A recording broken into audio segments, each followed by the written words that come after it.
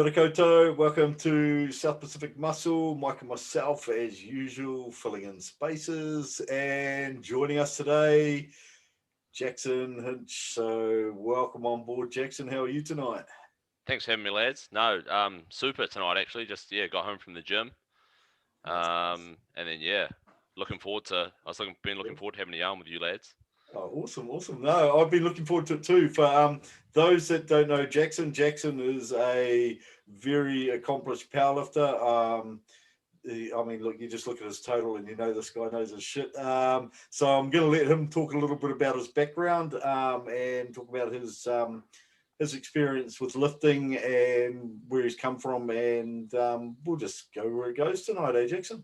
Yeah, we'll just see what happens, mate. I'm all for wherever the conversation flows, we'll run with it.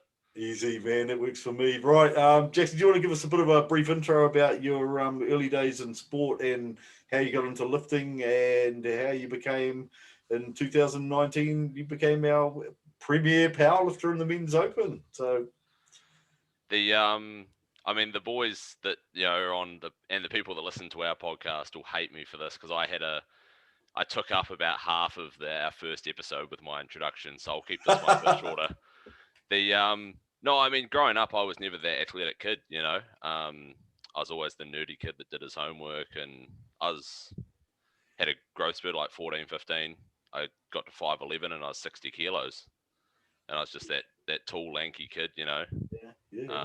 Always doing maths and accounting and all that boring shit. And then, It's just, I'm going to pull you on that point there right straight away. It is amazing that some of the people that you would never expect turn out to be the most phenomenal bodybuilders, powerlifters, or in general sports people. So I think that kind of thing that people throw off the cuff all the time, oh, that guy's got great genetics, he'd make a great lifter. I don't think that you can actually really say if someone's got great genetics until you put them to the test and they've had some time under the bar. Yeah, I definitely agree. I mean, a lot of the people that we say about all the time, because I've been training with the same lads for about 10 years now. And, there was guys in the gym that were well ahead of us when we first started. And they were benching 140 when we were benching 80 or whatever. But now, I've benched over 500 pounds and they're still benching 140. So it's the genetics thing. I just say fuck it. If you get someone who's got mad genetics and they work hard, then sure, yeah, you might not keep up. But most of the time, it's a pretty sorry excuse, I think. I think most of the genetics in the equation in both of our sports, I mean, sure, we do get our genetic freaks that when they have got the work ethic to match, they're unstoppable and they are the elite of the elite. But I think the biggest thing for genetics, I think, is the ones that are up here, and in here, so those people that are prepared to work, prepared to grind, prepared to eat every meal and not skip meals, and prepared to do the work without complaining. And it might not show for year one or year two, but 5 or 6 years down the track, and you look at the progress those people have made, and you would have never picked those people as being good performers in any of our sports. And their body doesn't break down, they don't get the injuries or don't wear out, can last the distance. Yeah, I definitely think that's one that people don't really look at as well, is the there's people who are a flash in the pan. They're great for 2 years or 3 years and then they're out of the picture. Oh, whatever happened to that guy that was lift benching 200, or whatever happened to that guy who was jacked at 110 on stage or whatever, and he's gone because he's ruptured his quad or ruptured his bicep and never came back, didn't have the heart to come back. Yeah.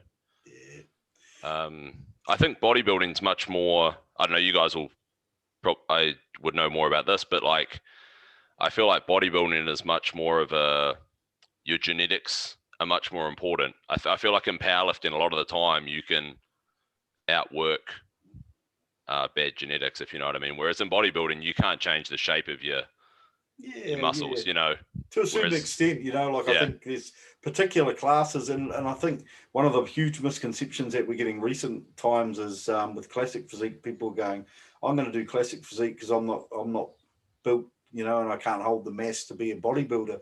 But the reality of classic physique is if you genetically haven't got the structure, You're better off just working your ass off and slamming mass on, because you might not win the structural round, but you can be peeled to the eyeballs and have a shit ton of muscle all over you, and you can kind of outwork it. And I think some of the classes lend themselves to do that, and others in other classes, perhaps, you know, it is going to come down to whether you've got a 28-inch waist versus, you know, I mean, if you've got a 35-inch waist on stage, well, you know, you can have a massive set of fucking delts and everything else as well, which will pull that back a bit in the bodybuilding classes, but you can't rock into into the classic physique looking like that. So some classes, I'd agree.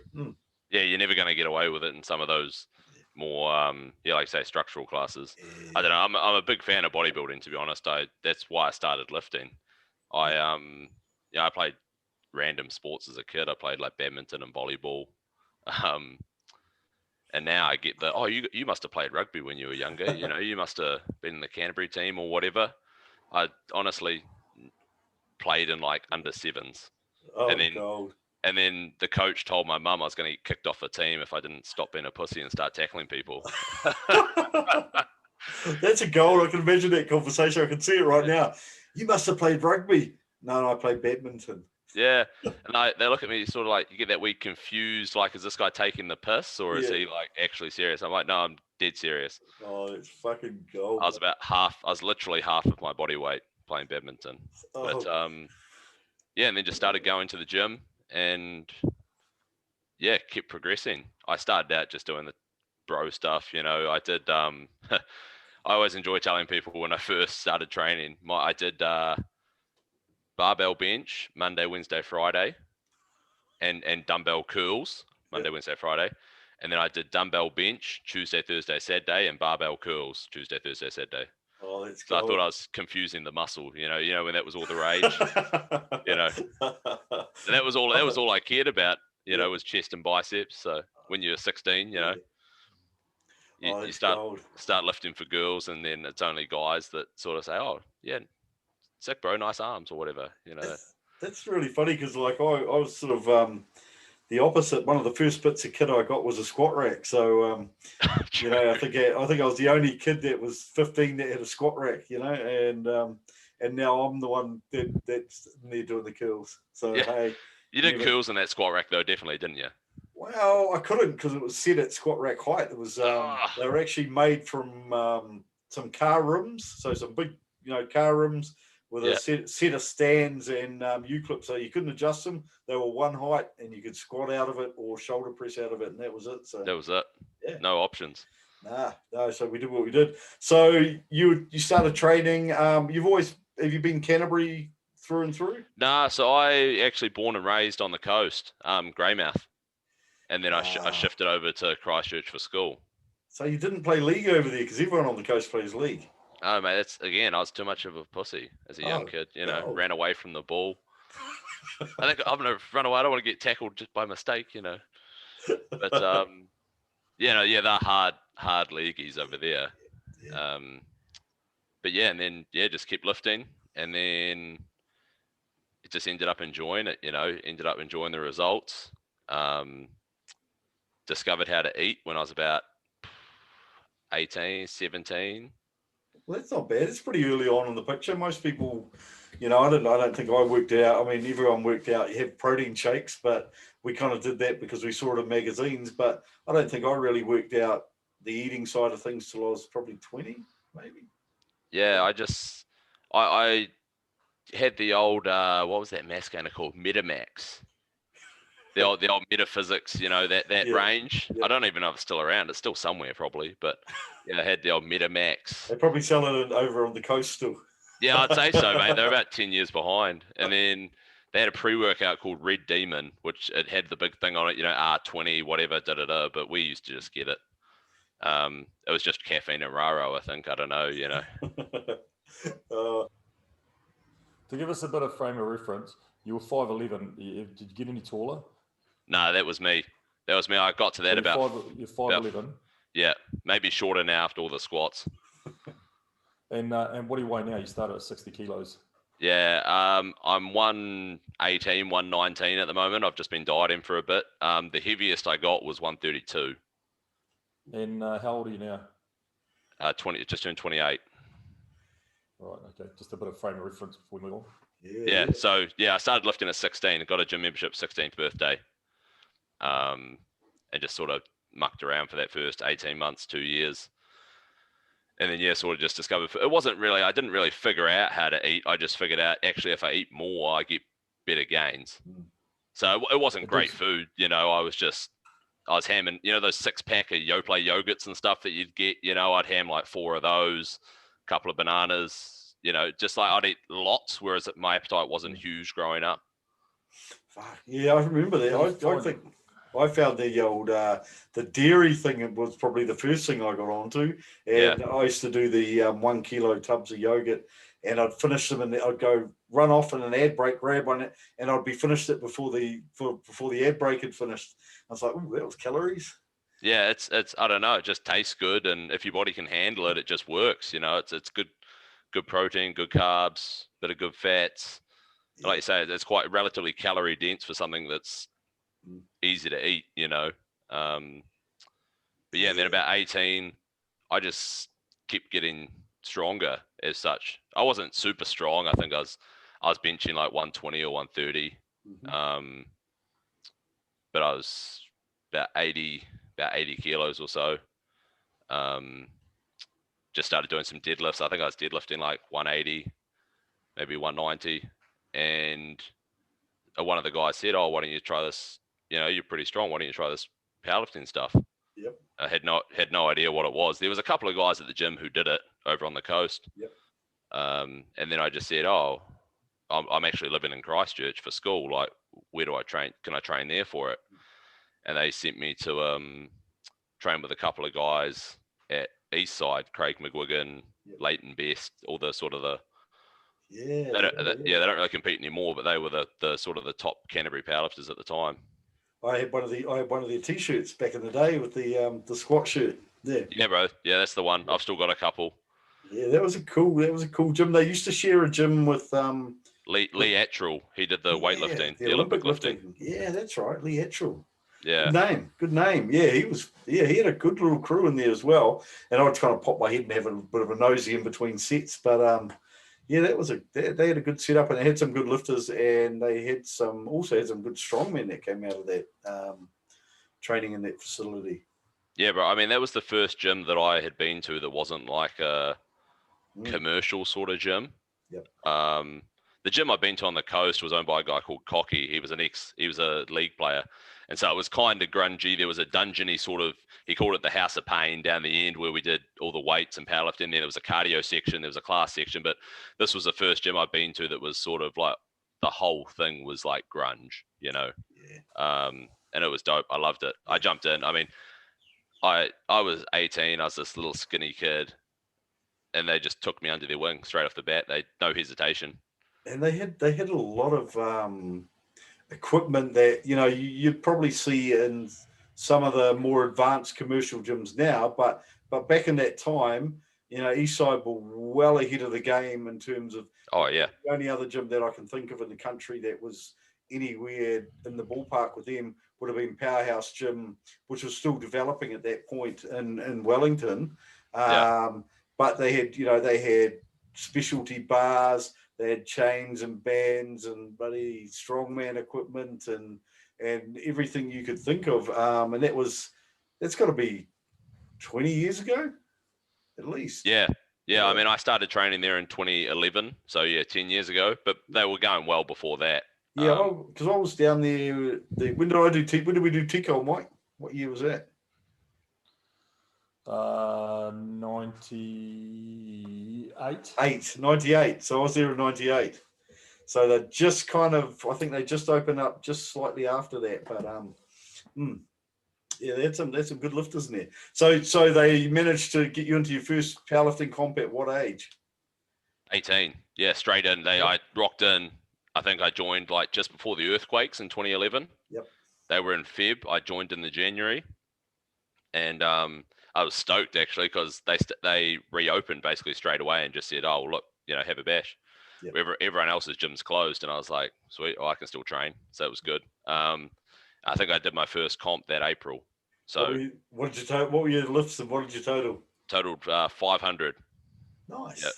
Nice. Yeah, squatted 170, benched 120, and deadlifted 210. Nice. Pretty good considering you're around about that 80 kilos. You know, that's a. I bulked up put by more then. since then.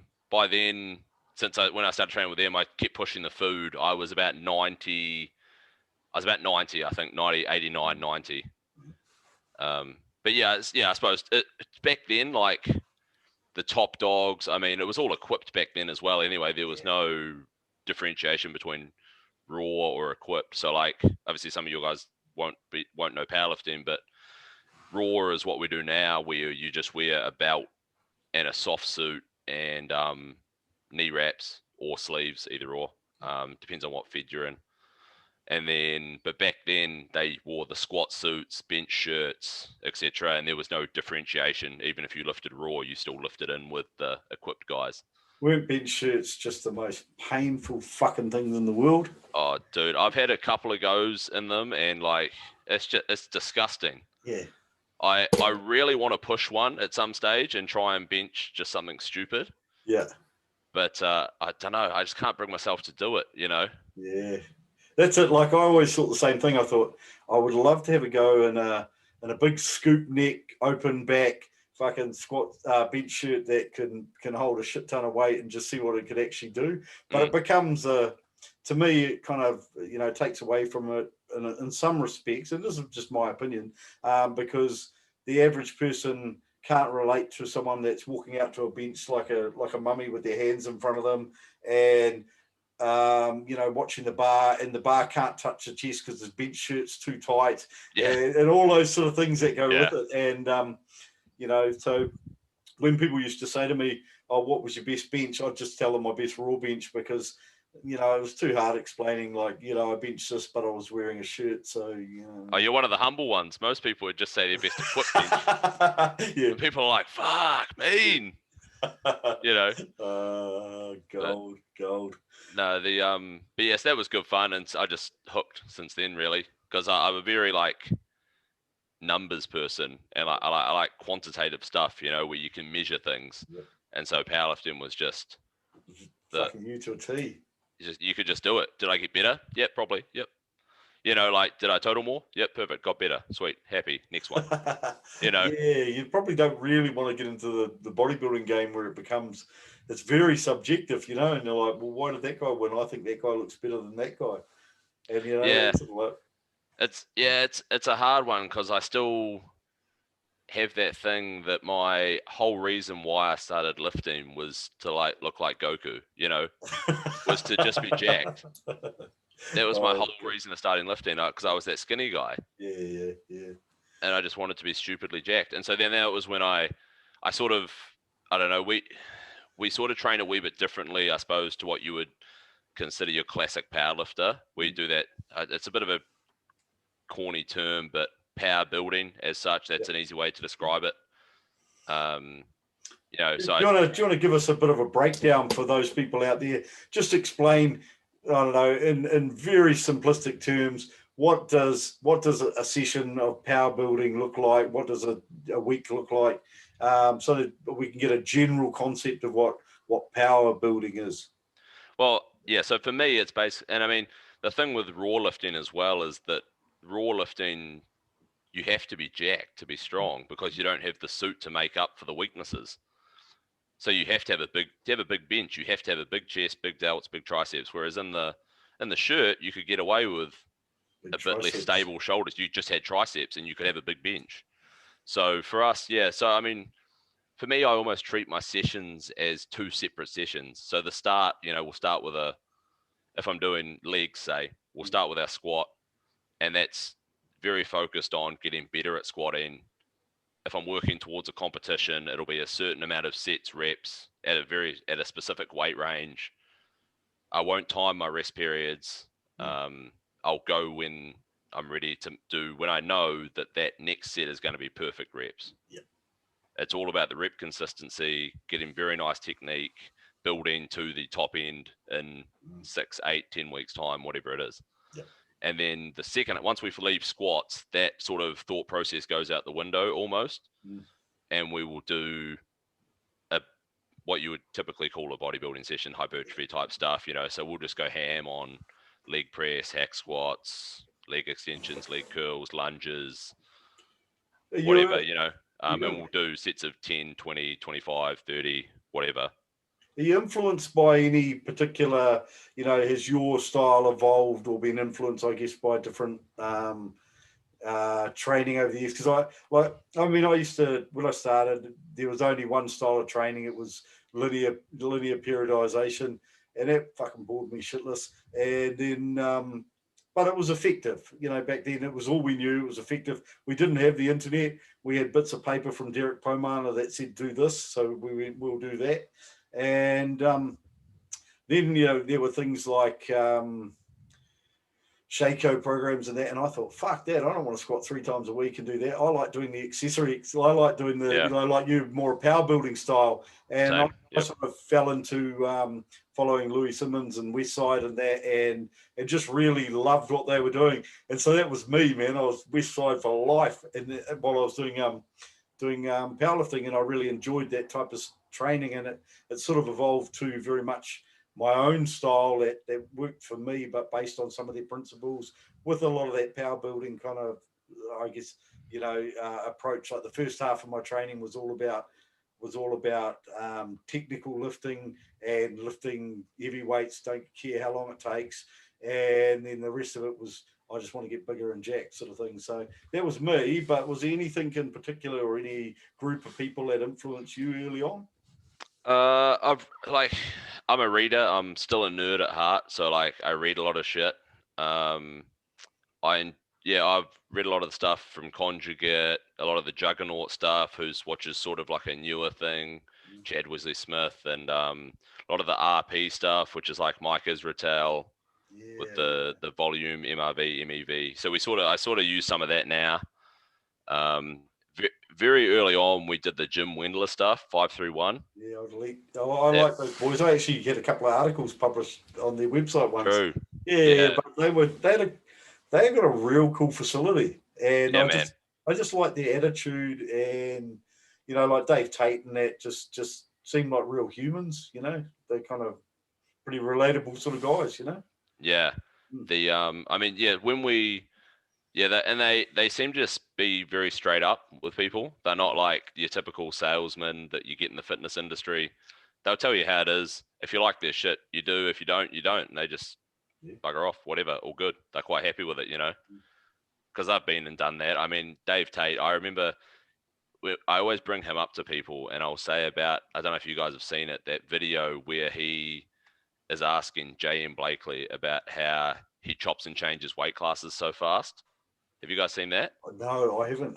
Oh, dude, and they go through the diet, and this was again, I then went on like some ridiculous bulk after I saw this video, because he was basically like, he was in the 275 pound weight class, which is 125s, and he wanted to go up to the 308s, which is 140, and fill out his shirt because Louis had told him he'd have to get to 308 if he wanted to squat 1100 or whatever it was, which is 550, and he couldn't get past like 285 or whatever it was, you know. And JM said, Jim, come out to the car park, I'll tell you how to get amongst it, you know. And he rattled him off this ridiculous diet. It was like Macca's in the morning and order 4 McMuffins and add 4 hash browns and 4 packs of mayo. And then lunch was like 2 large Chinese meals, and then dinner was a large pizza with olive oil, and then sit on the couch and eat ice cream till you fell asleep. You know, and then he was like, but you know what the real secret is? And Dave's like, what? And they're like, every hour on the hour you eat a Hershey's chocolate bar. And he said, whatever you're like, you know, you've got time to take a piss every hour, so you've got time to eat a chocolate bar, and even if you're not hungry, just put it in your mouth, it'll melt and you just swallow. I had to jump up a weight class, and I had similar advice. And this is from someone who has been around for a long time, but he said to me, buy yourself a loaf of white bread every day and the sweetest jam you can find. And he said, your job on top of your current diet is to finish that loaf of white bread and with as much jam as you can get on each slice every day. And so I basically added a loaf of white bread and jam every day to make to go from 100 to 110 in like some rapid time. It was nuts, but hey. I mean, it's that calorie equation just straight off the bat. It's easy. Add calories. Yeah. You know, I always laugh when people tell me, "Oh, I'm skinny, I can't put on weight." Obviously, from my background, I'm like, okay, that's bullshit. Yeah. Do the fucking work. You know, stare down the face of like your 8th bowl of chicken and rice for the day, and then tell me you can't put on weight. Do you guys find that upping that body weight just automatically gives you some more strength? Because when you're bumping up those weight classes, you need that extra weight to move the weight. Yeah, I mean, the thing with that is I've tried that, man. I did that when I got to that 132. And I just had it in my head. I was like, I did it as a bit of an experiment. I was like, because usually for me, I'm comfortable now. I'm now comfortable around about 120, between 120, 123. And so I said, you know what, fuck it. I'm just going to get as heavy as I can and I'll just see what happens. Because it should, in theory, mass moves mass. You should, in theory, get stronger. But I found for me, it just impacted my fitness too much. My work capacity was shit. I couldn't make it through sessions. My recovery was good because it wasn't good. It's much better now, but it was okay because I had so many calories, but then I slept like shit. And, so like it's a give and take. Yeah, CPAP, but that body weight, man, you need the CPAP. Yeah, the missus is a hard no. A hard no on the CPAP. I've tried. Oh, But God. Hey, yeah, did it throw out your deadlift with that extra weight? Because I found that my squat went up, my bench went up, and my deadlift went backwards. Yeah, I mean, so like I've hit bigger numbers now that I'm lighter. So like it didn't really help me that much. I think just purely because my sleep went to shit, couldn't train hard, couldn't hit the accessories to make up the weaknesses, sort of thing. But yeah, my deadlift went to shit. My hands got fat. Like I couldn't hold a bar to save myself, and I kept blaming the bar or the chalk. Yeah. My hands just got fucking bloated from all the food I was eating. So. Oh, let's go. Yeah, it's a hard one, man. It's a hard one. Like people say, mass does move mass. Like it does. That's why we have weight classes, obviously. But it's got to be functional mass. If that makes it, that's a bit of a shit term. But like, you know what I mean? You've got to be able to use the mass to. Yeah. And you've got to be suited to those leverages as well. There's no point in you sitting there being that heavy if you haven't adapted to those leverages. Yeah, I absolutely agree. Hey, one of the things I wanted to ask about was you had a phenomenal season in 2019, winning at the time you were competing in the GPC New Zealand, and I believe you totaled 950 from memory, somewhere up there. So I did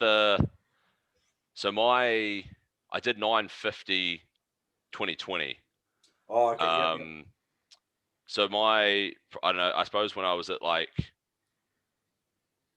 I suppose my pinnacle versus everyone else was when I was in the UK, and I won the British finals, which was hilarious because I was from here. And then one of the girls that we were training, or that I was training with, she was from Iraq and she won the female section.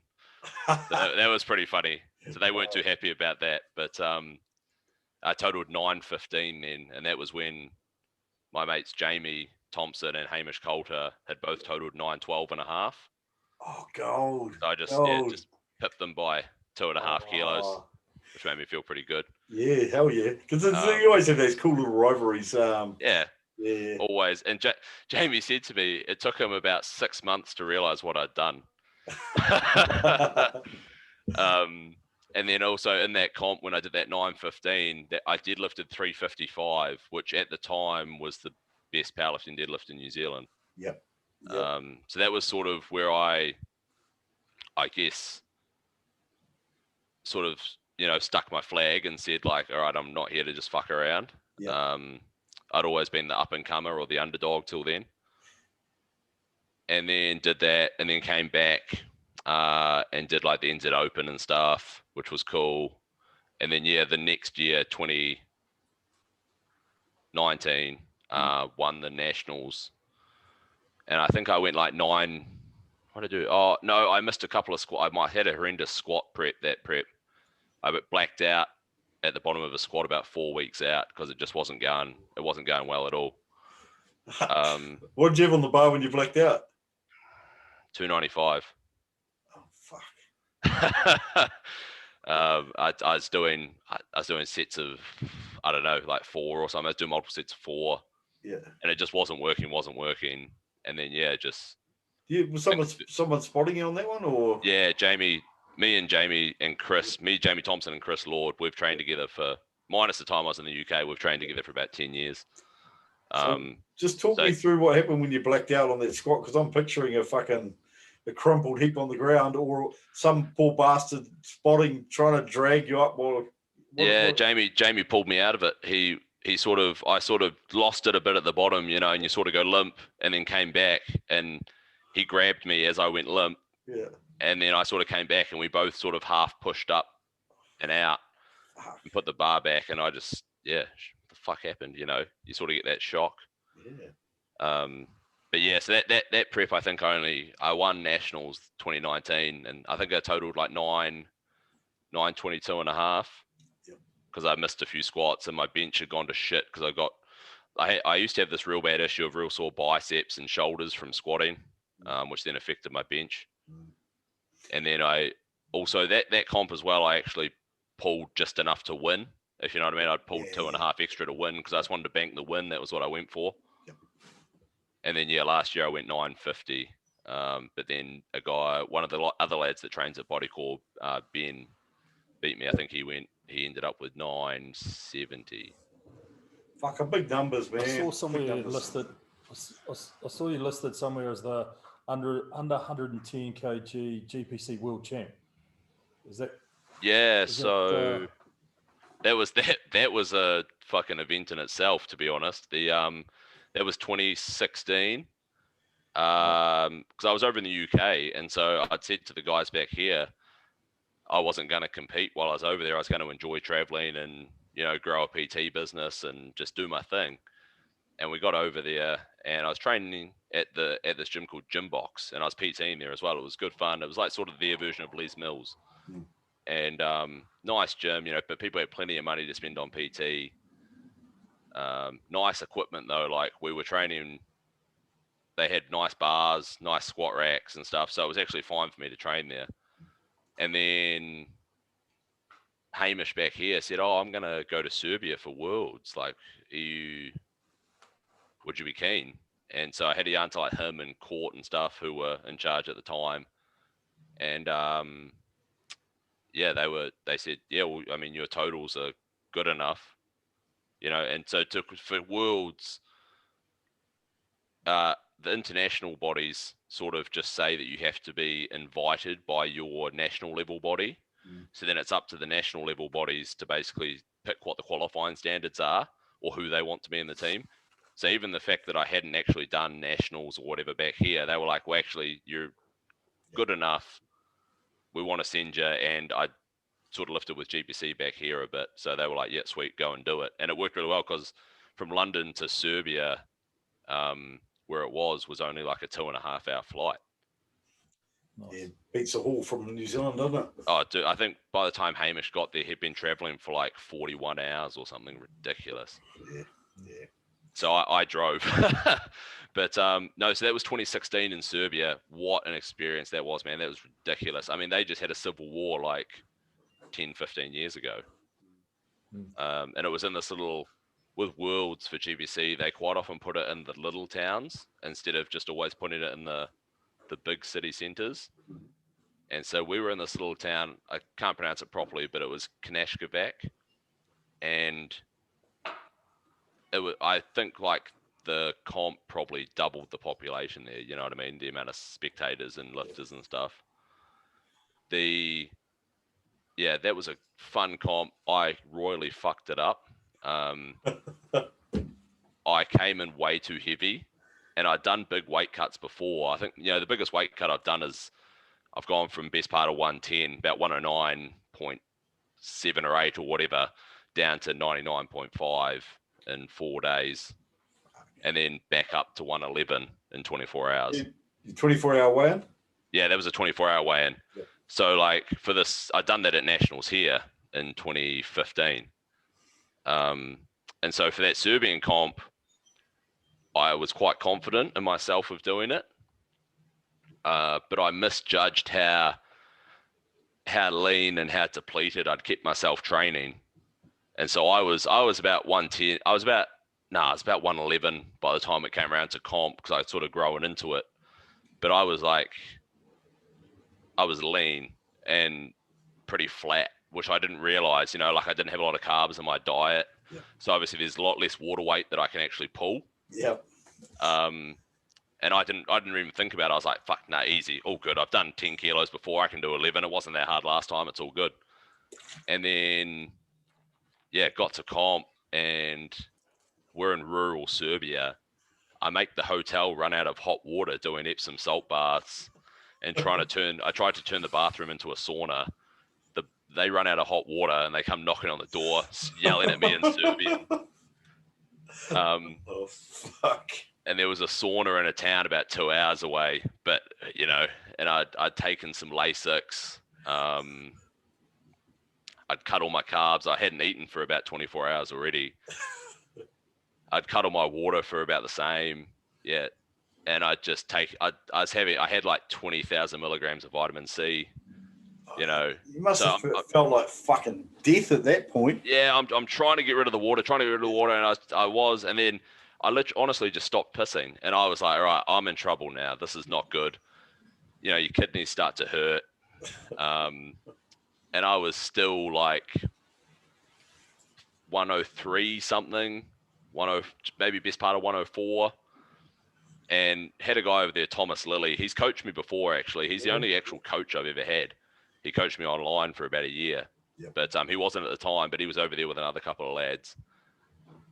And I sort of said, we sort of speak the same language, if you know what I mean. When you just click with someone and you can have that conversation. And I said to him, look, honestly, like, I've done this, this, and this. I'm already down 8 kilos. But I'm not pissing. I haven't eaten. I'm fucking I'm seeing stars every time I stand up. And he just said, look, bro, you can either keep going and like royally stuff your performance on the day and probably end up in hospital, or you can just pull the pin, try and maintain this, and just enter the 110s the next day. Yeah. And I was like, fuck it. Okay, all good. We'll just do that. So I just pulled the pin. I said, stuff it, I'm not going to make it. Yeah. Actually, I think before that, I put some fucking rubbish bags on and went for a walk around the block just to try and push one last bit, because I was a stubborn bastard. And I came back and weighed myself, and I'd only lost like 400 grams. And I was like, fuck this. I'm over it. And he's like, nah, okay, stuff it. Yeah, just leave it. But then, once you push your body to those extremes, it wants to bounce back the other way. And so then I had to really limit myself to actually make the 110s, because you'd be sucking up up water like no tomorrow, eh? Yeah, whenever I drank something, my body didn't get rid of it. Whenever I ate something, my body didn't get rid of it. So I was putting on weight like every hour. And I said, shit, because the hundreds were going to lift on the Thursday. Yep. So you weighed in the Wednesday. But the 110s were lifting the Friday, so you weighed in the Thursday. So I had to hold. So I'd already dehydrated for about 30 hours or, whatever it was. So I had to try and hold this condition somewhat for another 24 hours. So I just wasn't a pleasant person at that stage, because I'd already missed weight. I was gunning for world records in that class. So I was pissed because I was missing those. I wasn't allowed to drink and eat too much. So I didn't even get the binge, Oh shit! So how did you go on that one after? So I ended up weighing in at like 109, just in the 110s, and then binge bulked up, and but I put on weight way too fast, and my hands swelled up, and I almost bombed that comp by dropping deadlifts. I'd pulled 300 in the gym for a pretty comfortable double, and I dropped it twice, and just pulled it on my third to actually get a total. So that was when I won the 110s. So it was like my probably one of my worst competitions ever, and I still won, which was interesting. Oh, God. But What a saga, though. What a saga. Oh, dude, that's honestly, and there's a video of the, I can actually find it for you. I'll hold it up in front of the camera and show you guys. It's ludicrous. There's a video of the, or I'll send it to you later on, actually. Yeah. So you can put it with the, you can put it on the video. But Cool. the warm-up room at that comp was disgusting. There was like no crowd control. There was no, like, you can only have 1 or 2 people in here. There was like hundreds of people in this warm-up room. There was 2 monos, just a random assortment of weights, about 4 bars. And so you're fighting for areas to stretch and warm up. And I think before that comp, I did 3 warm-ups. Shit, fuck. Which, like, I mean, for you guys, that's probably like in a bodybuilding warm-up room and a pump-up room, you know, it's probably, you've probably been to some comps that are pretty shit like that as well. Well, yeah, I mean, but we can, like, you know, take some bands along and do that. You can't warm up for a fucking 320 kilo squat opener with a fucking rubber band, man. It ain't happening, you know? Nah. I think I did like, I stretched like a wee bit and I did like 70 kilos and then 200 and then 250 and then opened it, whatever it was. But yeah, like I got like 3 warm-ups in. It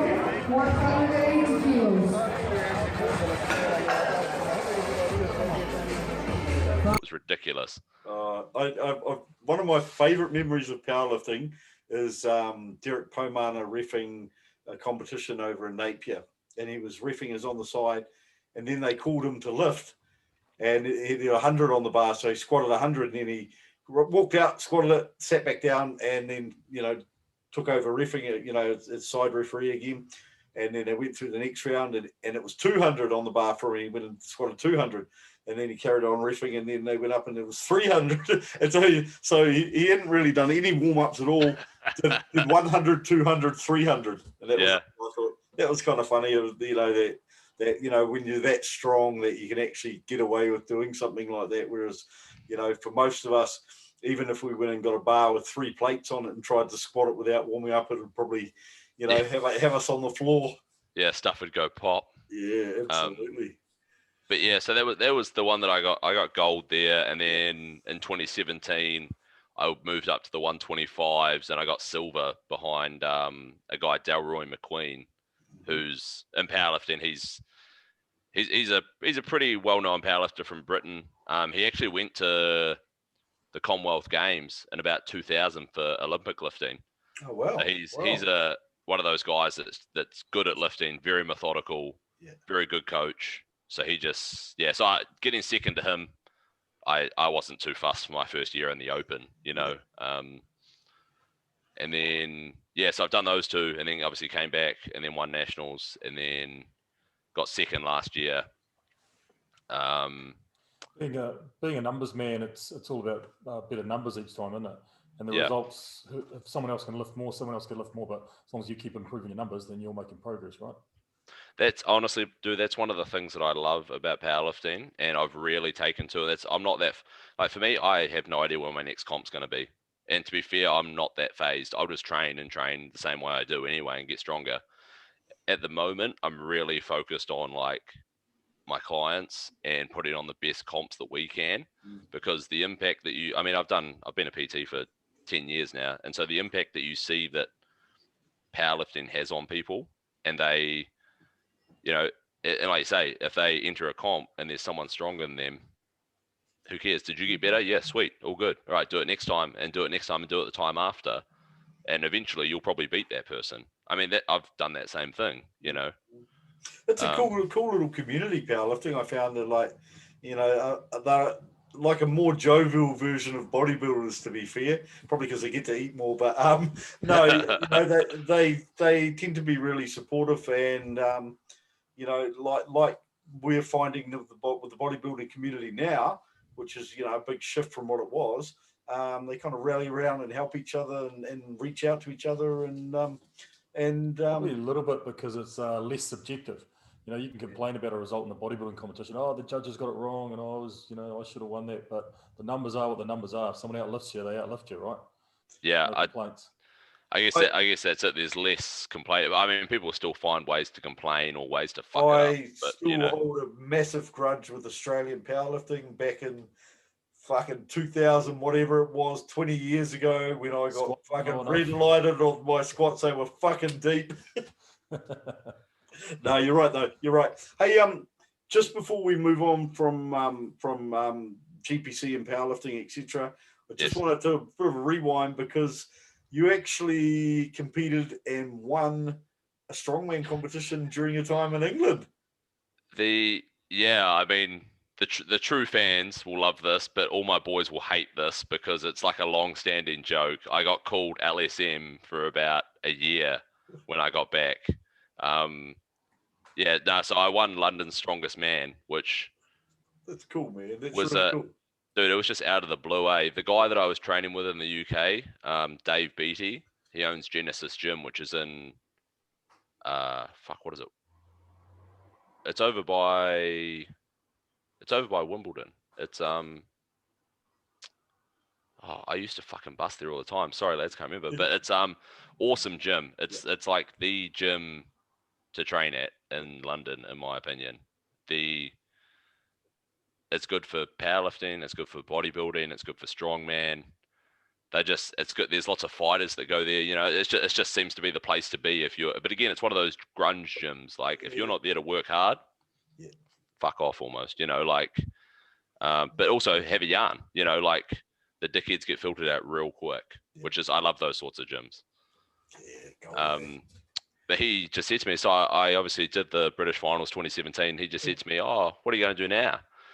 Because I was due to come back. My visa ran out early 2018. And he said, "Oh, what are you going to do now?" I said, "Well, I'd like to train for a comp, but obviously I can't because I'm going to leave before they all happen." And he said, "Oh, actually, we've got this, London's Strongest Man in January." And I said, "Oh, sweet. All right, well, fuck it. I'll enter the novice division then because I've never done a comp before. You know, like I'd never lifted a stone. I'd never, I'd looked it up and that's cool, but it's probably not for me." And he was like, "No, fuck that. No one gives a shit if you win the novice." And that was all he said. Great attitude. Love it. That was literally all he said to me. And I was like, all right, fuck it. I'll enter the open. I don't care. They have weight classes as well. And even then I was like, it's that same. I went through it in my head in about 2 seconds. And he's like, "Yeah, no one gives a shit if you win the novice." And I was like, actually, yeah, that's a good point. And no one gives a shit if you win the under 105s. Stop it. You don't know. You don't know that I won the under 105. No, sorry. We've hit a sore spot. But you know what I mean? Like, yeah. It's one of those things. Like everyone knows who the world's strongest man is. No one knows who the world's strongest under 105 or under 90 is. Unless you're a fanatical strongman competitor, you will not know the guys in the under 105s, and some of them are fucking amazing athletes. Of course, because the whole thing is about who won the world's strongest man. You know exactly. And so you got shunted. So you did the maths on that. You didn't even need to ask the question. No, I didn't even need to ask the question. Oh, should I cut to the 105s or whatever? He said, "Fuck it, into the open. It's all good." And I think that was about. It was on the. I started training for it at Christmas, and it was on the 3rd weekend in January. So I trained for about 4 weeks. I was like, "Right, what are the events, Dave? You've obviously got them like planned out." And he was like, "Yep, there's a cambered bar with chain squat that we're going to fuck you up on." I was like, "Sweet, perfect." I kind of know. I sort of know how to squat, so I'm okay. Yeah, transferable. There's a farmer's walk. I was like, "Fuck, okay." Fuck, I've got to walk. There's a stone load. Fuck, Dave, give me some good news here. There's a log press. I'm gonna throw something at you. And he said, and there's a deadlift. And I was like, good, all right, cool. So we're good for 2 events out of 5, which didn't fill me with confidence. Because even then, lots of strongmen have massive deadlifts, man. Like, and he was like, right, so a lot of them were max reps in 60 seconds. Yeah. So the squat was max reps in 60 seconds. I think it was something like 250 on the bar plus like, I think Dave said it was like 50 chains, maybe 50 or 60 chains. And it was on the cambered bar, so it like throws you around and whatever. So that was max reps in a minute. I think I got 7. And then deadlift was max reps at 280 in a minute. I did 10. And then the farmers were 150, which I did all right in, because my grip's always been okay.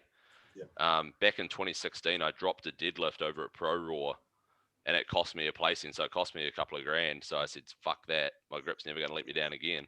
So for those that don't realise what we're talking here, those farmers, it's equivalent. If you get yourself the trap bar in the gym and put 300 kilos on, then stand up with it and then go for a fucking run, that'll give you an idea of what 150 a side's like. So how far was the distance for that? Or was it max distance? Nah, it was about 20. So what's that? 40 each way, 20 meters with a turn, I think it was. The turn's horrible, eh? The turn's disgusting, and especially like you say with the trap bar. Like the trap bar again, I would argue that's almost like snowboarding versus skiing. You know, you've got to control two things. So controlling both of those handles, man, is disgusting. Yeah, it kind of, for those that have never done it, when you're on a heavy farmer's walk and you go around a corner, you have to cut that corner really short because it pushes you out, and the momentum sort of drags you like you're drifting in a car almost. Yeah. Yeah, and then as you turn to straight again, you've got to try and kink it back at the right time. Yeah, you cut your turn early, because otherwise most people that haven't done it will over rotate in the turn. So 100%. Hard thing. And then, actually, no, sorry, that's what we trained for, but then it was actually raining on the day. Oh. So we just did we ended up just doing a farmer's hold inside. Oh, okay. Yep. Sorry, fuck yeah. So that's what we trained for, was the carry. Yep. And then when it came to the day, it was raining. So I was like, shit, well, what am I going to do? So we did a farmer's hold. So I think I held them for about 45, 50 seconds. Yeah. That was basically just stand up, hold it for as long as you can until your fucking hands go numb. Like a Hercules or suitcase hold type of thing. Yeah. So I think I held that. So I actually won that one, which was cool.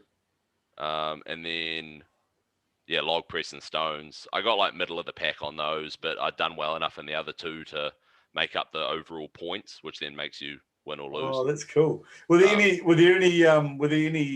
names that would know that were competing in that one? Nah, it was sort of like because the thing was that Britain or UK strongest man was the week after, 2 weeks later. So you had Lawrence and the Lawrence Chalet was reffing me. Oh, was he? Oh, cool. Yeah, he was reffing. Cool. And cool. Terry Hollins, he would have been competing in the Britain. He was competing in the Britain Strongest Man. Yeah, this is my claim to fame. I beat Eddie Hall's training partner. That was he was in there. Yeah. Cool. So I beat Eddie Hall's training partner, Luke. Shit, I can't remember what his name was. Luke someone. But so Britain Strongest Man was only like 2 weeks later. So they were all already qualified and entering it. So this was sort of like the wild card entry. And then I fucking won. And Dave's like, right, 2 weeks, Britain's Strongest Man. I was like, fuck off. Because I said to him, I was like, so I'm going to be versing, literally like Eddie Hall, Terry Hollins, Lawrence. Oh, I was like, no, mate, you're having a laugh. Because I was about 115 kegs at this stage and 5'11". Like I was dieting to go and travel again. Yep. So I just wanted to look good on a beach. So like, I was not in any state to be versing these lads. And like 50 kilos underweight. Yeah, and I think their deadlift ladder started at like 350.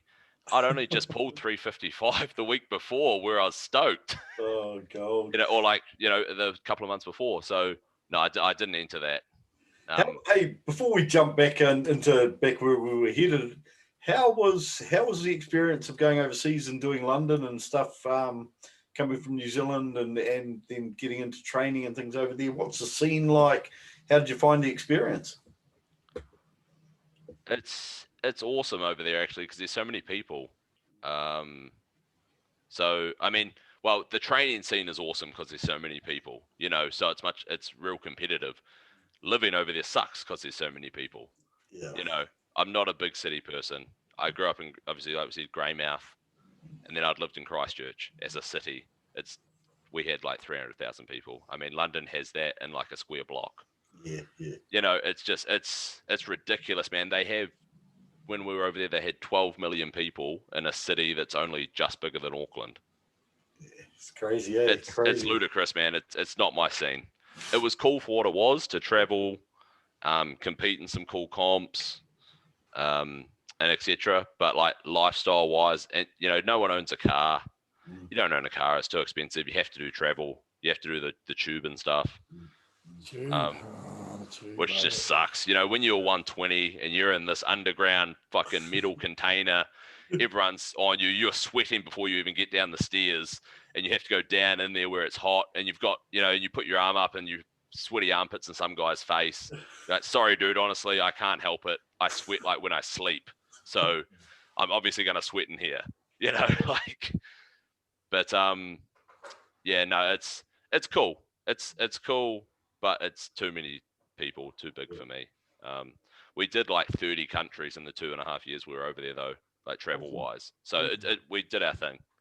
Cool, man. And training was sick. I did 5 or 6 comps over there, including worlds and nationals and strongman. So it was cool. It's a cool experience, and anyone that can do it. Well, obviously not now with fucking COVID, but anyone that can, in a couple of years' time, if you're young enough to do it and you can get the visas, go and have a bash. Yeah. That's meant you won't regret it. Cool. You might know, Mike, you spent some time over in the UK as well, didn't you?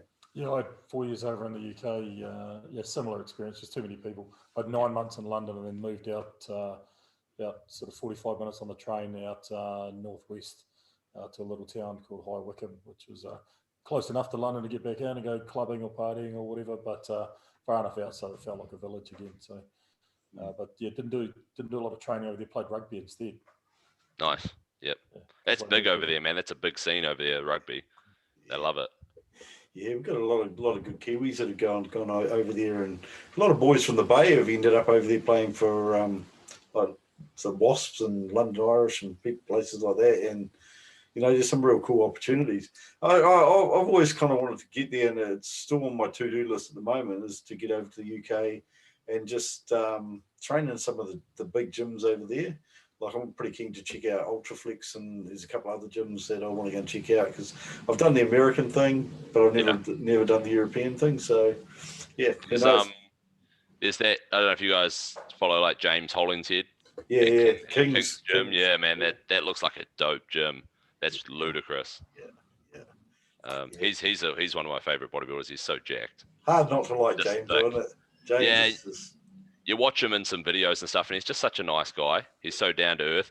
He's stupidly strong as well. He benches like 260. Ridiculous. I think he's he said he's got a couple of goals to have a crack at, I think, a deadlift and a squat as well. He had some numbers that he was talking about having a go at. So be interesting to watch what happens in his off season. Yeah, I mean, and he bulks up something chronic. He's not a tall guy, and he gets over 300 pounds, and it's That's a big dude. 10, 11, somewhere there, Yeah, and he's best part of 140. Yeah, and he's in great nick too, Yeah. Anyway, so we've done that.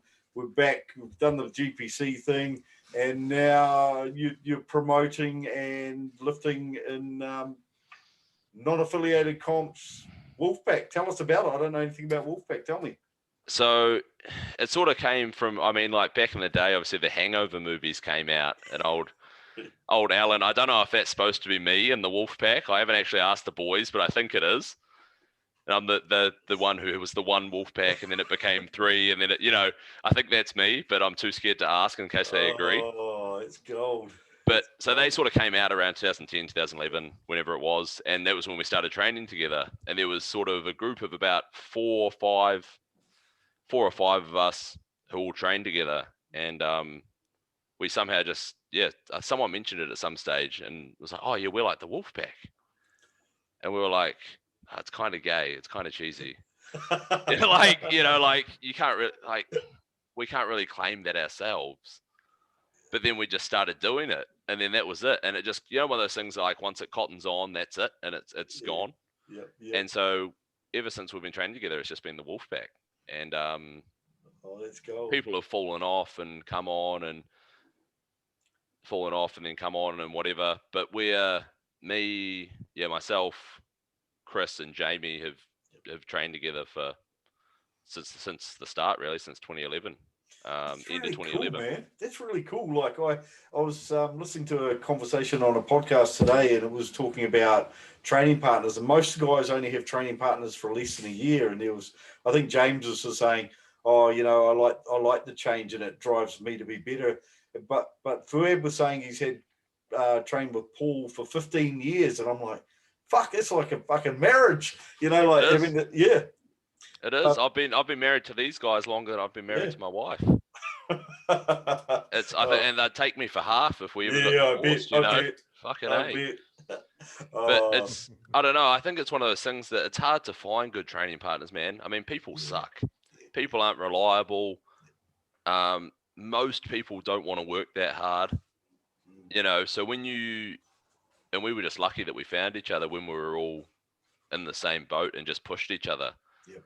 And yeah, we've just never lost it, and we'll work our schedules around to sort of do the sessions together. Yeah, that's awesome.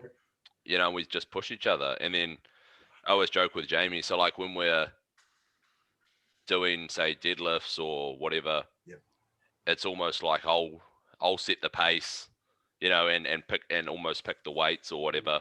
Kind of, he still sets his own weights. He does some ridiculous jumps, and I'm like, what the fuck are you doing? Why are you trying that? Yeah. But so it's almost like I set the pace, and then the second half of the workout, I pretty much just say, let's just go. And he's a savage, so he just makes up ridiculous stuff, and he'll push me when I'm trying to rest for too long, and then equally if he sits there for a bit, I'll push him. So it's cool, man.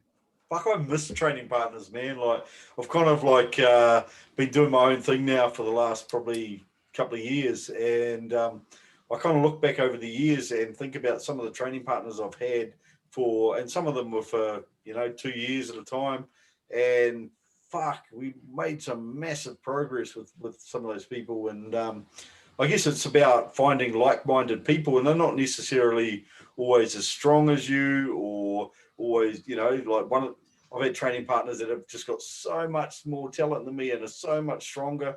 Conversely, I've had training partners that were nowhere near as strong, but they've got something up here, and they've fucking got heart, and I guess the energy is contagious, and you kind of feed off each other, and it, even if you have a shit day at work, you get there with your training partner, and fuck, that stuff's off the table. We're here and we're training, and you have your little routines and your little jokes, in-house jokes, and all that kind of stuff. And I miss that. I really miss that stuff. It's cool.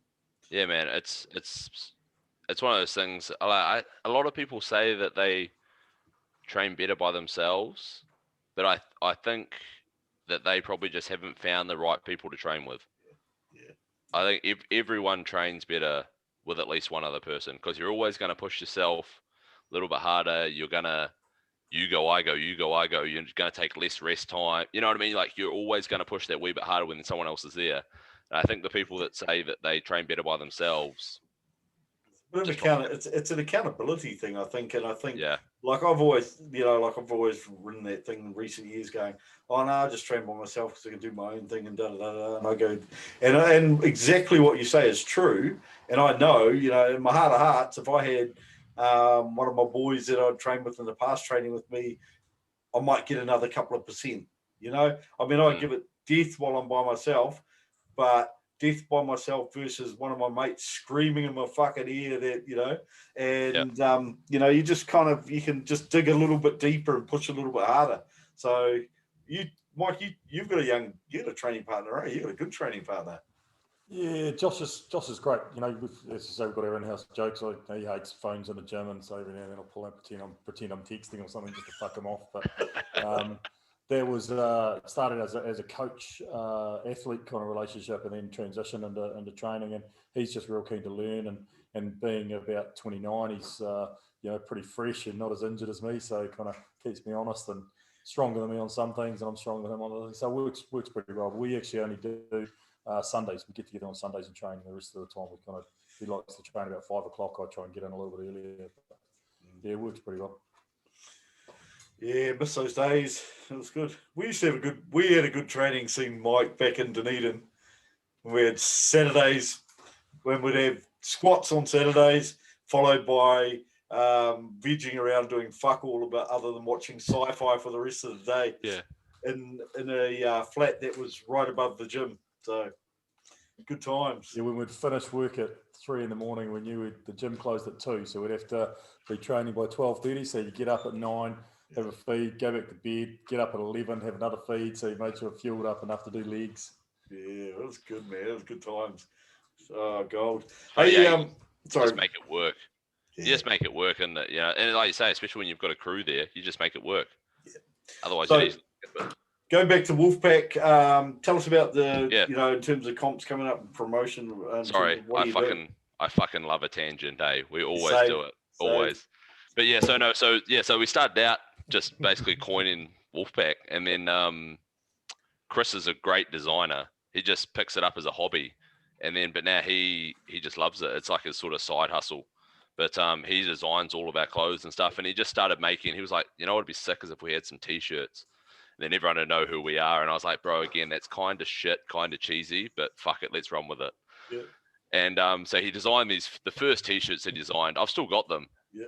Dope, man. Like, they're just old school. All the screen printing was shit. We went through some real cheap place that's cracking off, but I'll still wear it to the gym and rock it.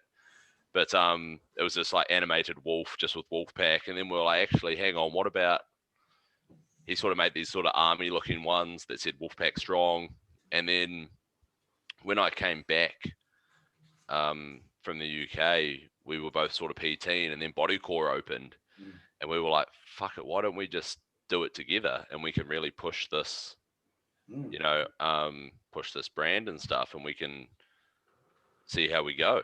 Yeah. And so then he got really into it, and we're like, what do we call it? We're like, well, why don't we just call it Wolfpack Strong? It's sick because we're about getting people strong. It's a pack, you're stronger together. All that lovey-dovey stuff, like makes you feel good. And that's cool. I like it, bro. I really like it. So we just said stuff it, and we got together and we started doing this, and we've been coaching people from anything really. I mean, we've got people that come to us that want to lose weight, but we just use strength training as the vehicle for it, which is like it's you want to get better at your sport, cool. We're going to do strength training. Whatever it is, we're going to get you stronger. We're going to get you more muscular, whatever. And if you don't really have a goal, well, here's some powerlifting comps. Why don't you try that? Because that was sort of how we got into it, Mm-hmm. And so we sort of pushed people to the Fed comps that were around. And then, we've both done comps. I've lost track. I've probably done 30, 40 powerlifting comps. I've lost track. And I've then have been in the, I don't know, executive sort of level of powerlifting, the committees and the meet directors. And I just wasn't president. I was vice president. I've been technical director. I've been whatever. And so I've got a fair whack of how to do the sports, run comps, etc. And so we'll actually stuff it. Why don't we just run our own? Mm-hmm. We know the right people to do stuff. I know what, we're still in amongst the lifters. We're both still active lifters. Yeah. We've been to such a variety of comps, so we know what lifters want, what sort of, and we have our own sort of, I don't know what you'd say, sort of take on what makes a comp good, what is actually powerlifting. Like, I fucking hate formulas, like formulas for babies, whatever. It's just, we did a podcast with Brandon Allen the other day, and he said that formulas are just made up shit to make little guys feel strong. Yeah. Which, like, I tend to agree. As much as I probably shouldn't be that controversial, I tend to agree. I like totals. Yeah. If you can lift the most, you're the strongest. Yeah. There's no argument. That's what powerlifting is to me. So, but I don't know if I'll edit this bit out, but I just don't like the Wilks formula because I had a fallout with Robert Wilks, and when I went to the comp, I was looking for him, and I told everyone I was going to fucking stomp him in the fucking urinal. Sorry, Robert. Love you, buddy. You got to leave that in now, mate. That's great. Well, that's going to get the viewers. But yeah, I understand where you're coming from. Like they're a coefficient that's been made up. So we're just not a fan. But then equally, you do need some differentiation between the heavy guys and the light guys. Yeah. So we then, with our Wolfpack comps, we said, right, well, fuck it. And there's too many classes in powerlifting, man. There's too many. Everyone's a winner. That's not sport. Not everyone wins. You know, they have in all the feds, they have sub-teen classes, sub-junior, junior, open, sub-master, masters classes every 5 or 10 years, depending on the fed. And then within each of those age classes, you have a weight class, which there's 8 to 12 weight classes, again, depending on the fed. So you can literally, and there's how many feds are there in the world? You know, so you can go to any comp and end up being a world champion or a world record holder in some obscure fed that some random started in some random class where you're the only one competing, but you don't tell anyone that, obviously. You got first out of 1. So that, and I'm a strength coach now. I came first in the sub-master fucking under something. Anyway. You know, what, that people just do. triggers me. Yeah. And you've got no idea what the standards were at these comps, what the reffing standards were. So we said, fuck it, we can run good quality comps, good quality reffing. We've got good kit, you know, etc. And we will.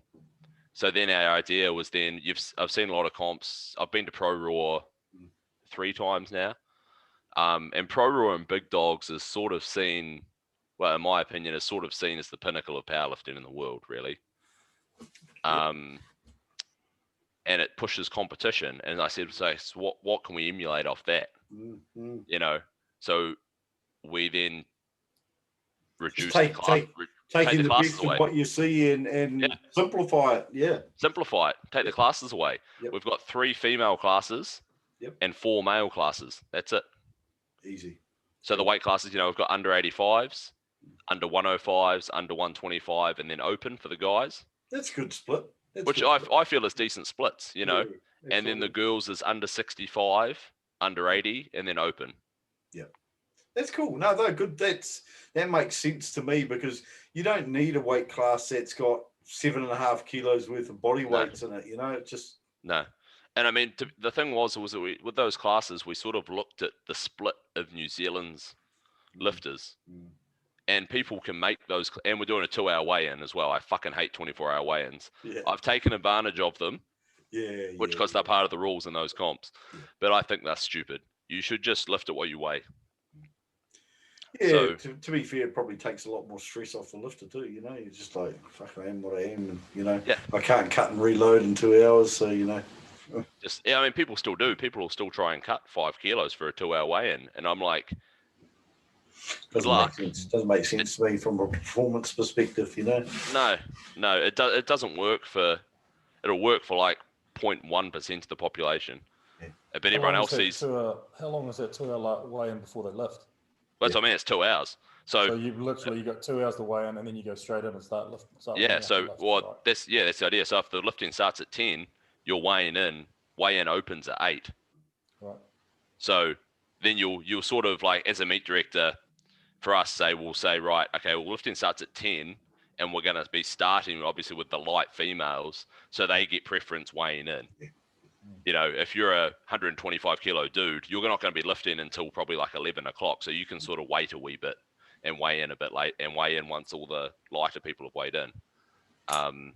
Cool. And all your comps just going to be open entry, and you know, you don't have to qualify for things, or so we're running 4 comps as our first year. Where our first one is on the 21st of March, which is open entry. Just pay your entry fee and you're in. We're not enforcing anyone to wear soft suits, etc. You can lift in shorts and a t-shirt, because that's sort of like a beginner one. We just want people to. Another big thing that we wanted to bring about with the comps was being inclusive. You know, lower the barriers to entry. You don't have to spend $600 and buy a membership to the regional fed and the national fed, and then buy approved kit and etc. etc. You want to lift in your t-shirt and shorts and just turn up with a warehouse belt. Be my guest. Come and have a bash. If you enjoy it, then invest the money. You know, that was one of my biggest criticisms of lifting as an IPF lifter, was that, you know, there was so limited in terms of, you know, you could use a Titan squat suit and you'd use ins and knee wraps, and everyone else can get fucked. And it's just like, you know, to me, it just reeked of somewhere further down the chain someone was getting backhanders for, you know, being the sole supplier of lifting gear, you know.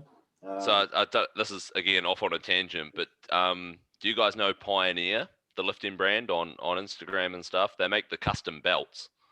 Okay. Yeah, no, I haven't seen them, but yeah. And they're over in the States, General Leathercraft, but they call themselves Pioneer Fit. And they make the Lillybridge knee wraps that everyone seems to use now. So they make real good quality stuff. My belt's from there, and it's fucking awesome. I love it. It's, you know, blacked out, got like bear claws coming through it, says Beast on the back. Got the Wolfpack logo laser cut into the buckle. Like it's decked out, man. They do some real nice quality stuff. Nice. So he basically said to the IPF, I want to try and get, you know, to be an approved brand or whatever. Yeah. And so they sent him an invoice, and it was $250K to be approved for 3 years, I think it was 4 years, one of the two, but $250K. Wankers. To be approved for 4 years. To me, that's just crazy stuff because Anyway, I'm not going to go down that path because that is what it is. But yeah, just so you know, so that is definitely what is happening. People are paying to get the approval, which is just ludicrous because you could have. So now I have a Pioneer belt. If I want to go lift IPF, I can't use it. Yeah. Because the owner of Pioneer has decided to not pay, which is fair enough. More power to him. Yeah.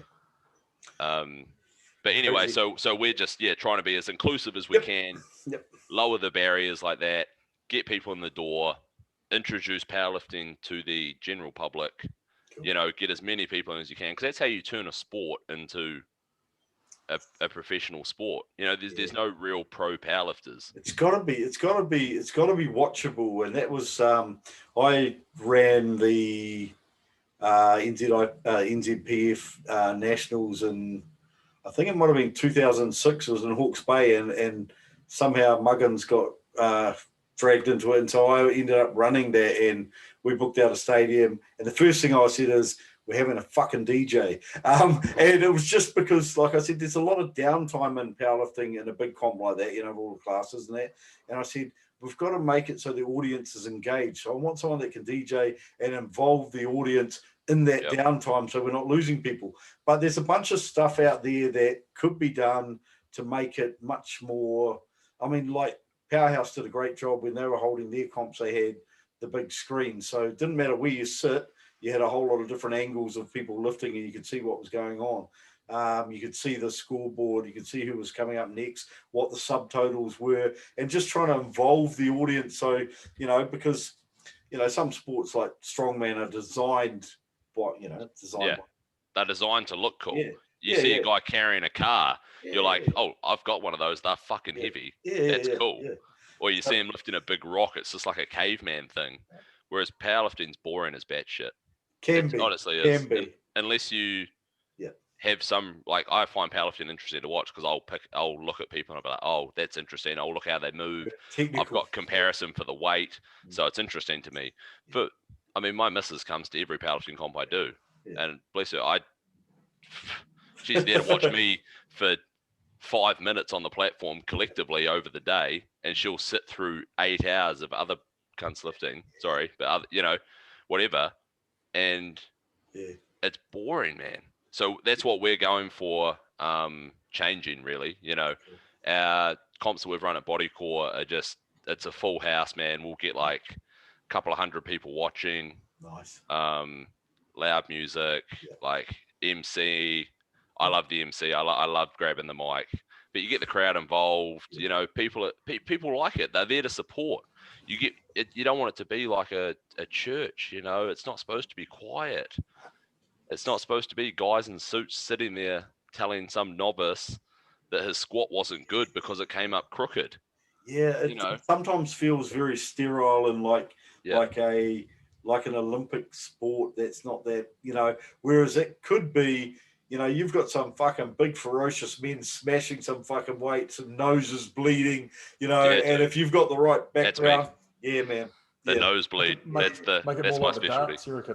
Exactly. Darts. In a pub, bro. Imagine having a bench only comp in a pub.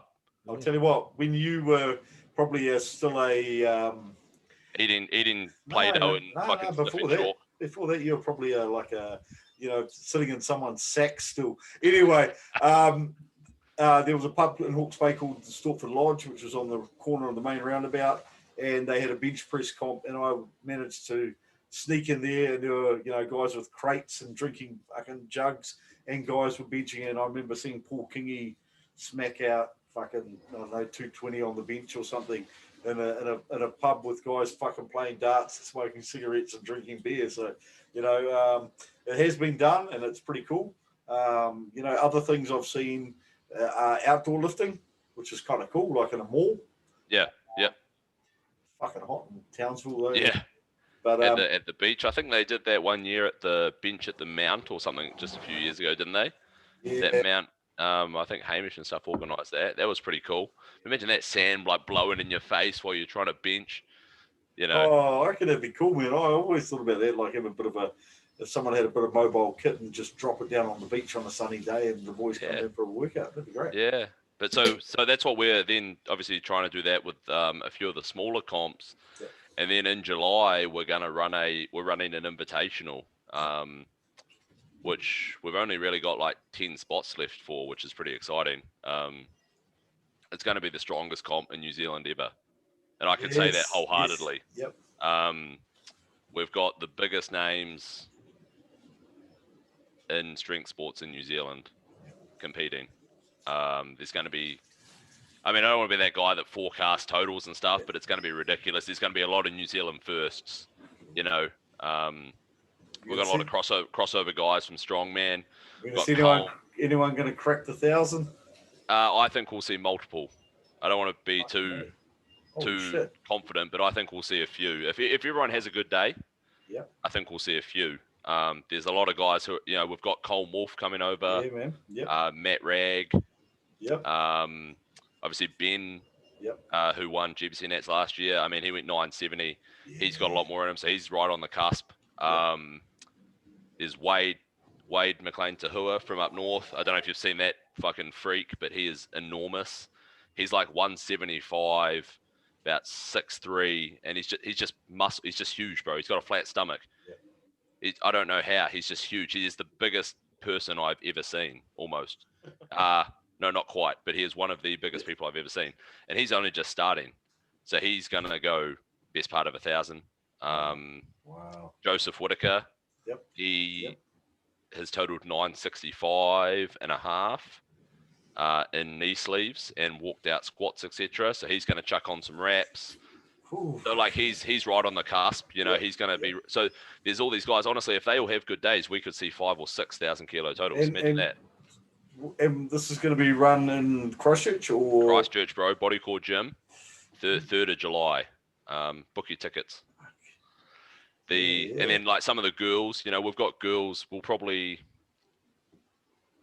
got girls who are going to be 600s for a female, which is ludicrous. We've got like Kate Mitchell coming down. Yep. Yeah, Kate. Cool.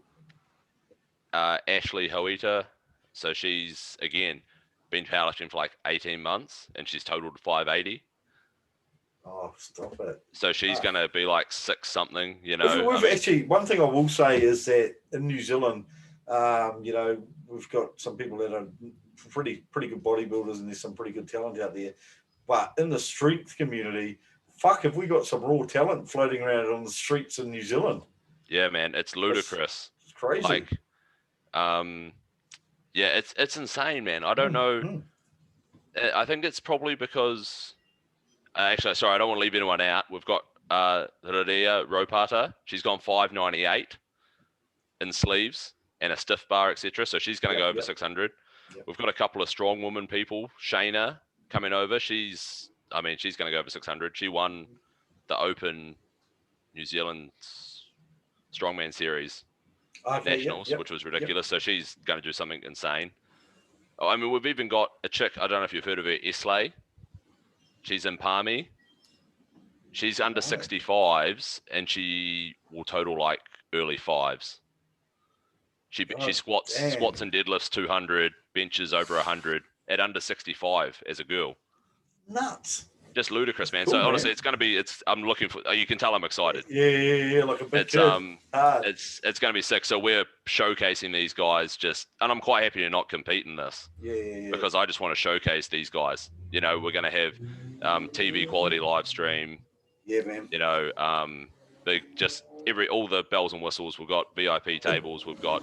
I think there'd probably be some interest in that from mainstream television as well, because the last time I really saw any of that was there's a little bit of footage floating around on YouTube from one of the strongman comps way back in the day. That was actually sponsored by Lion Red and stuff like that. But they had mainstream coverage on TV3. But we haven't really seen a lot of that kind of thing in recent years. So it'd be pretty cool if we could get some of that on mainstream TV, just to get some, you know. Yeah, I mean, the thing that we're doing, it's almost like trying to prove the product that we have this year. Yep. And just going at ourselves for now, prove the product we have, and be like, look at this. Cool. If you want powerlifting and strength sports, this is it. Yeah, cool. Take this. You know, we can put on the show. So that's what we're aiming for. It's going to be exciting, bro. It's exciting. Got prize money for the whole podium in every weight class. And we've got some big benches coming. So we've got I don't know if you've seen the Beast, Marti Warangi. Yeah, no, I talked to him the other day. Yeah. Good dude. Oh, you did too. Yeah, actually, I listened to that. Yeah. Sorry, short memory. But yeah, bench 262 and a half. That was crazy, That was crazy. He's coming down in July. I've had a yarn to him. He's aiming for some massive numbers. So, and we've got cash for the biggest bench. So we're just trying to put on the biggest show with these guys, which will be dope. Nice. But, hey, we're gonna push through because I want to quickly show people some of your stuff on Insta. Wolfpack site. We're going to talk about off the platform. Yeah, I wanted to quickly touch on off the platform. So for those people that aren't aware, if you are a lifter, you should know already. But Jackson runs Off the Platform, which is another podcast dedicated to powerlifting, and I bet you it's full of fucking tangents. I can tell already. Dude. But tell me about it. So yeah, I mean, myself, Greg Turrell. We sort of spitballed the idea to each other and said, there's nothing, I imagine it's much what you guys did with bodybuilding. There was nothing sort of around, you know? And I said, we both love a yarn. Yeah. We're both people, like people, you know? And we got Hamish Coulter and Geordie Shields on board as well. And just said, right, should we just have a yarn, you know? And so our first one was just us shooting the shit. Awesome. And we were like, who else? I wonder who we can get on here. Yeah. And so we've had some pretty big names. I mean, and we're sort of doing just strength sports in general. We've got Delroy McQueen coming on, so we'll talk to him about weightlifting. Cool. We're going to get some couple of strongman guys on, but it is mostly powerlifting, obviously, with the Off the Platform. Yeah. But we've had like Brandon Allen, Odell Manuel. And so I think we're... Is Odell fully retired, or is he fully retired, bro? Yeah, he's just enjoying time with the fam. And just he was fucking sensational, dude. He is. Yeah, he's a bit. I mean, he is. He's still got Australia's biggest total, really. Yeah, crazy. And they stole him. It's like Pavlova and Farlap and shit. You know, they stole him from us. Well, bastards. Yeah. Hey, once a warrior, always a warrior. Yeah, but no, he's a top-notch guy as well. You know. And that's one of the other things, like you said about powerlifting, you know, it's even the best in the world, they're quite happy to have a yarn. Yeah. They're not, you know, they're quite happy to just be normal blokes, sit down, have a chat. I'm just going to jump in again because Greg Turrell and Geordie Shields were guys that I used to kick around with up in Auckland way back in the day. Where's Greg nowadays? What's he doing? He's still up in Auckland, bro. He's working for HR for Samsung. Oh, wow. Oh, cool. Yeah, so he's just kicking it. So he's, you know, a proper into the people. Yep. That's how we knew the podcast would just go. So it's mostly me and Greg because we just do it. We love the yarns, and then Hamish and Geordie sort of jump in when they're free. Yeah. But how's Hamish on the scooter? He's loving it, bro. He got clipped the other day. Oh, did he? Yeah, some lady like just ran him over while he was going around the roundabout. I don't know how you How missed do you that miss guy. him? How do you miss that guy? He's like And a fridge. he's got like this big white bodysuit. I It's know. like It's fluoro white and red, and he's Yeah. on this massive scooter. And then like how do you miss that guy? So He's got one of those scooters, Mike, an electric one, but it does about 100 clicks. So you get this fucking, Hamish from bodybuilding. You come across Hamish? Quadzilla. Oh yeah, Yeah. So it'd be like a fucking white fridge with a helmet like the Stig helmet, almost flying down the fucking down the road. And I saw it, and I was like, oh fuck that. That looks, But what a cool bunch of guys. So so if you want to check it out, guys, off the platform, what platforms are you on in terms of? So we got on the social media, we've got Facebook, Instagram, YouTube. But then audio platforms, we're on everything: Spotify, Apple, Google, Awesome. Deezer, Player FM, like any audio platform you can think of, we're on there somewhere. Give it a search. Awesome. What I might do is pull up your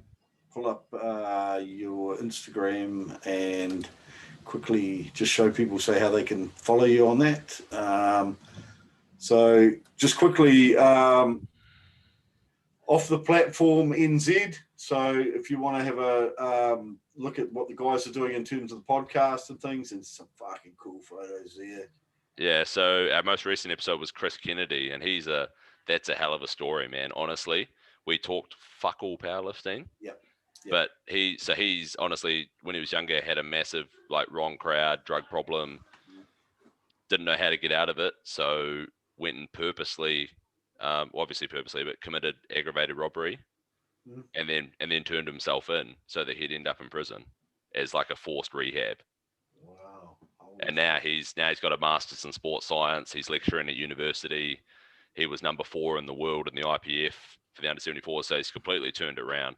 So we have people like that on, Dave there in the middle at the bottom. He's who I trained with in the UK. Yeah. Show out Genesis. Nice. Yeah. So it's Kathy Millen. She's obviously a. So man, it's been a ride so far. We're about 15 episodes deep. Awesome. And we've got our next 6 weeks already booked out. So it's so Christine there. Yeah, Christine, Christine cool. and Wade came on end of last year. Yeah. Awesome, man. But yeah. Wolfpack.powerlifting is also the Wolfpack page. So hey, coming up, moving towards these comps that are coming forward, keep an eye on this page if you're into powerlifting. You want to see some fucking super events coming up. I'm really amped about that because when we interviewed one of the powerlifters recently, I got all excited, and then been talking powerlifting in the gym with one of the powerlifting girls in there, and I'm just amping to get to a powerlifting comp. So I think I've decided which comp I'm going to. Yeah, bro. Come July 3rd.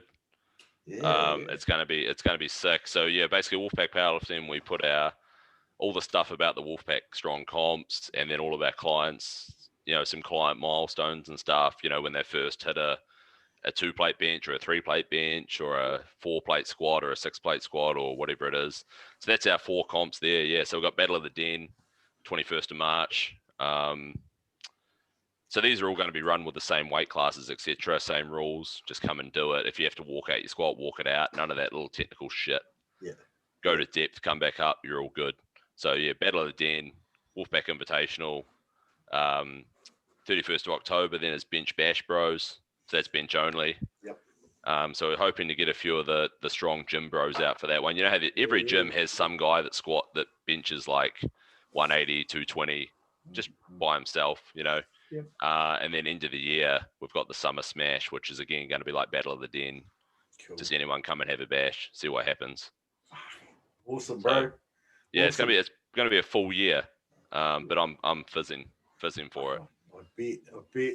And then this is me. You know what? This is basically a training diary. Beast_builder. So you can check out Jackson's lifting, and there's some cool stuff on here, man. There's lots of video I noticed because I was trying to find some photos, but a lot of the stuff on here is videos, obviously from your training. Yeah, that's the thing, bro. Powerlifting's mostly videos. Yeah. I mean, used to post the occasional photo and stuff when when I was first building up my Instagram, you know, because people love that shit. They love to see abs, they love to see biceps, they love to see chest or whatever. But for me now, I'm not that big on pushing it. I sort of just focus more on the client. So this is more of just a training diary for me. That's cool. I like it. I see you got 16,000 followers though. Yeah, people enjoy it. It's a lot of that's from when I was in the UK, where like your followers matter. Like people literally judge you on your followers. So that was when I pushed it real hard. Was when I first started it. Whereas now I sort of just post stuff and do whatever. But so that's just what's that? Yeah, this is sort of off season, so I'm just going back to a low bar squat. Yep. I've never really squatted low bar that much.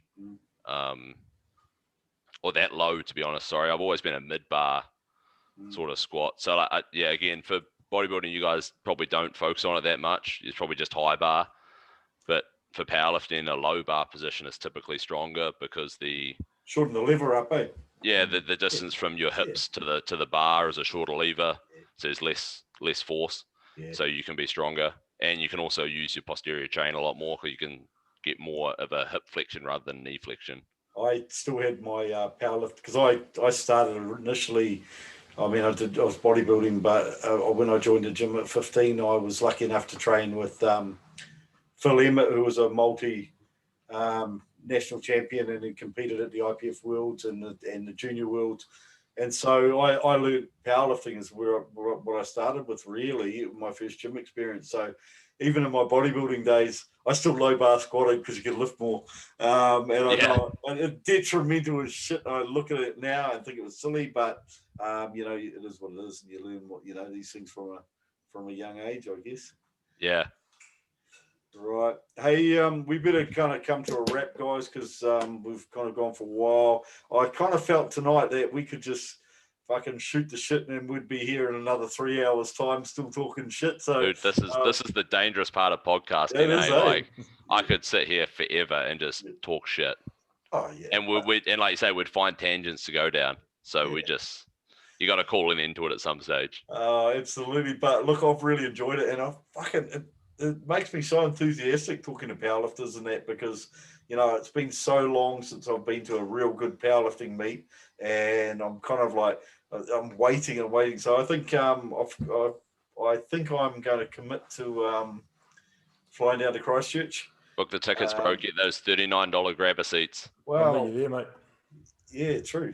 I'm sold. I've been to half of. I've stopped in for a couple of lifts to see someone lift at a powerlifting competition locally. But your excitement is infectious. Yeah, it's cool. I've got to be there. Yeah, dude, it's gonna be it's the place to be, and it'll be like I said, I don't want to overpromise and underdeliver, but if everyone has a good day, it's gonna be fucking ludicrous.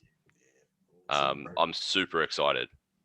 Fuck's sake. Look, we're gonna wrap. So thank you heaps for coming on, bro. Been really, really cool. I'm sure that those people out there that are kind of sitting on that fringe going, should I have a look at powerlifting? They're ready to fucking start squatting already. They got their knees wrapped in the lounge waiting. Get amongst it. Yeah, awesome to have that enthusiasm, and I think it's a really cool thing for our sport. So thank you, Jackson, for coming on, and we look forward to catching up in the future at some stage. No, thanks for having me, team. It's been mint. Awesome, love the yarns. Awesome. Right, take care, people, and we will touch base later in the week. Ciao, team.